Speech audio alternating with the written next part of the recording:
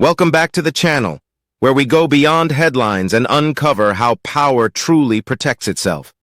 Today's story is not about speeches, wars, or diplomacy. It's about survival, about fear, control, and the invisible machinery that keeps one man in power. This is the story of Vladimir Putin's security system and why its scale, secrecy, and intensity have reportedly stunned even leaders like Donald Trump. To understand Putin's security, you must first understand Putin's worldview. He does not see security as protection alone. He sees it as dominance over uncertainty. For Putin, danger is assumed, not hypothetical. Every movement, every appearance, every interaction is treated as a potential threat. Putin rose to power from the intelligence world, not from business or politics. His background in state security shaped his instincts permanently. He does not trust crowds. He does not trust routine. He does not trust predictability. His security philosophy is built on one principle: never be reachable. Unlike Western leaders who balance openness with protection, Putin prioritizes control above optics. Public access is minimized. Distance is enforced. Layers are multiplied. What the public sees is only the final shell of a much deeper system. Putin's movements are among the most secretive on Earth. Travel plans are often altered at the last minute. Routes are changed mid-operation.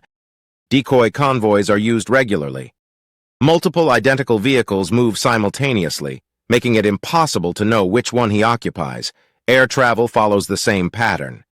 Aircraft configurations are classified. Flight paths may differ from filed routes. Backup aircraft are positioned nearby. Secure airspace is enforced aggressively. Even internal staff may not know final destinations until moments before arrival.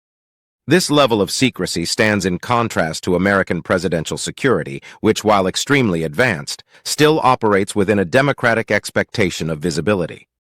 Donald Trump, as president, traveled with overwhelming protection, but his movements were announced, scheduled, and observed. Putin rejects that exposure entirely. One of the most striking differences is proximity. Putin maintains physical distance from nearly everyone. Long tables, wide gaps, isolated staging areas. These are not symbolic gestures. They are security protocols. Distance reduces risk. Trump, by contrast, thrives on proximity. Handshakes, crowds, rallies. Physical presence is part of his political identity. Even with Secret Service protection, Trump's security philosophy accepts a degree of exposure. Putin's residences reveal the same mindset. He does not rely on a single home. He rotates locations constantly. Secure compounds are scattered across Russia. Underground infrastructure is widely reported.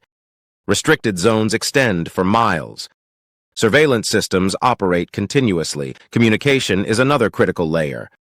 Putin avoids personal digital exposure. Secure lines, controlled devices, limited access. Cybersecurity is treated as physical security. Information itself is a battlefield. Those who have observed Putin closely describe a leader who assumes betrayal is always possible. Staff are compartmentalized. No one knows everything. Loyalty is constantly tested. This creates an environment where leaks are rare and dissent is dangerous. When Trump encountered this style of leadership on the global stage, the contrast was unavoidable. Trump respects strength, authority, and dominance. Putin's security represents all three in extreme form. It signals a leader who expects enemies everywhere and survives accordingly. Western leaders often aim to project confidence through openness. Putin projects confidence through isolation. That difference alone explains why his security is so extreme. Even medical precautions follow this pattern. Reports suggest strict controls over personal contact, objects, and environments. Nothing is left to chance. Nothing is assumed safe. Critics argue this level of security reflects fear. Supporters argue it reflects realism. Regardless of interpretation, the result is undeniable. Putin's protection system is among the most comprehensive ever built around a single individual. This is not just about staying alive. It is about projecting permanence. A leader who cannot be touched sends a message: stability, authority, inevitability. Trump's worldview values strength through visibility. Putin's values strength through inaccessibility. Both are forms of power, but they operate very differently. In moments of international tension, this difference becomes even more pronounced. Putin disappears. Trump confronts. Putin withdraws into systems. Trump steps into the spotlight. Each approach carries risk. Each reflects a deeper philosophy. What shocks observers is not the technology or manpower. It is the mindset. A life lived as if danger is constant. A leadership style built around survival rather than approval. And that is the heart of this story. Vladimir Putin's security is not just about guards and guns. It is about control of space, information, time, and trust. It is a fortress built not only around a body, but around power itself. What ultimately makes the security surrounding Vladimir Putin so unsettling to outside observers is how completely it reshapes human interaction. At this level, even trust becomes a controlled variable. Relationships are filtered through protocol.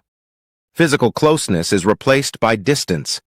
Spontaneity is eliminated in favor of certainty. This stands in sharp contrast to leaders like Donald Trump, whose style relies on instinct, presence, and public energy. Trump projects strength by being seen. Putin projects strength by being unreachable. One invites reaction. The other denies opportunity, and that denial is the point. Putin's security system is designed not just to stop threats, but to discourage them from ever forming. When access is impossible, plots lose momentum. When movement is unpredictable, timing collapses. When information is sealed, intent fades. This is security as psychology, protection as intimidation, survival as strategy. Whether viewed as paranoia or precision, the result is the same. A leader insulated from the world by layers few can penetrate. And that reality alone explains why even seasoned power figures take notice. At the highest level of power, security is no longer reactive. It becomes preventative, predictive, and psychological. For Vladimir Putin, the goal is not simply to survive an attack, but to eliminate the conditions that make This philosophy transforms everyday life into a controlled environment where randomness is treated as an enemy. Every interaction is filtered. Every location is vetted. Every movement is rehearsed. Even trusted insiders operate within narrow boundaries, ensuring that no single individual can compromise the system. This compartmentalization creates an atmosphere where loyalty is enforced structurally rather than emotionally. Observers often compare this to Western security models and are struck by the difference. In democracies, visibility is considered a strength. In Putin's world, visibility is vulnerability. That single belief reshapes everything from travel routes to seating arrangements. For leaders like Donald Trump, who equate strength with presence, such extreme insulation can feel foreign.